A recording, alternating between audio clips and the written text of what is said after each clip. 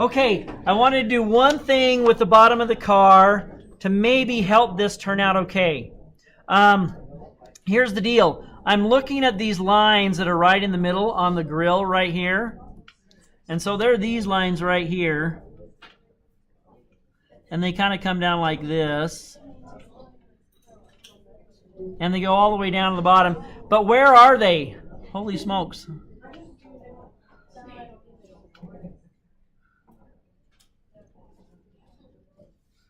Does that look about right? Here's the thing. If I take that,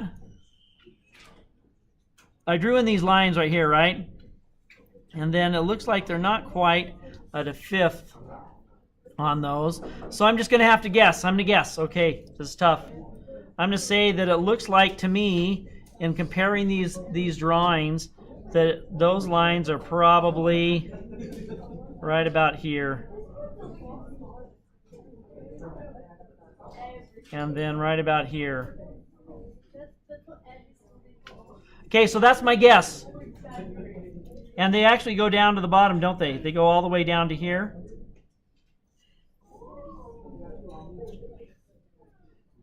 That's a crazy line there. And so that's my guess. Now to check it, I can kind of look at it and I'm just kind of like, it looks a little wide, doesn't it? So let's move in a little bit. So I moved it in just a quarter of an inch or so. Because my initial look at it, I said, yeah, that's not quite right, is it? But that's what you have to do. And why in all drawing techniques that you use, you are using a guess and check technique. So you make a guess, you look at it, you compare it to something and see if you're right. You make a check. And then you guess again, and then you make a check, and you guess again, and you make a check. And so that's what drawing is really a lot about. Okay, so that's one thing I can do for a check. Here's another thing I can do. If I took and I put a diagonal line across that, like that, and then I took and I put a diagonal line across this one, like that, if those diagonal lines are parallel, it's probably about the right dimension, about the right size, right? So if the slope on this rectangle and the slope on this rectangle are similar, it's probably going to be pretty darn accurate. And so that's kind of a deal you can do as well. All right, so that was the little part that I wanted to do here. We can put in some thickness to this. There's some thickness to this piece here. Kind of slopes, it's kind of at a little bit of an angle as it comes down like that. And then we can come back up like this. There is kind of a line that kind of goes right here.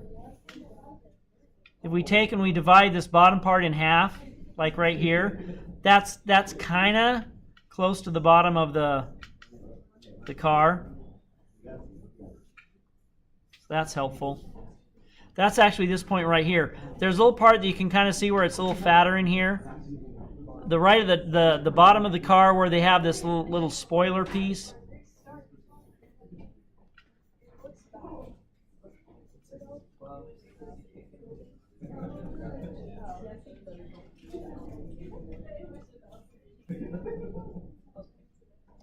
And so that piece is the grill part that I have in the car itself. Now the bumper itself has some thickness. I should probably put some thickness to the bumper. That's going to make this other piece just a little bit shorter.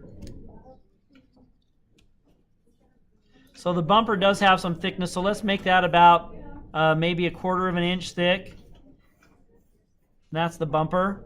Now the bumper doesn't actually go all the way to the end of the car. It kind of pulls up short.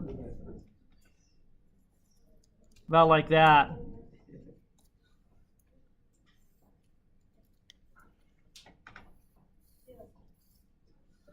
All right. Let's do this. Let's do this. Because this will make it look much more like the Corvette we're looking for, huh? Let's do this. There's a line. If I start here and I follow this line, there's this curved line that kind of comes down like this, right? Can you see it where it is? It separates the tire from the side of the fender. And there's kind of a curved line. And it kind of ends right here at the tire. if we're looking at it. So if I was right here at this tire and I was trying to make a curved line like this, right, like that, looks like it needs to go down a little bit more than curve in a little, so I need it to drop down and curve in a little bit more. So that was my guess. It was a little off. This is my check. And then actually I don't need this part over here, do I? This is all tire stuff. And so it's starting to look a lot like a Corvette. Okay, and so this line here that curves down, it's got to end right here where the tire is. And so it's got to come down a little bit and curve in kind of like that. These should be kind of reflections of each other. This one I want to drop down just a little bit more.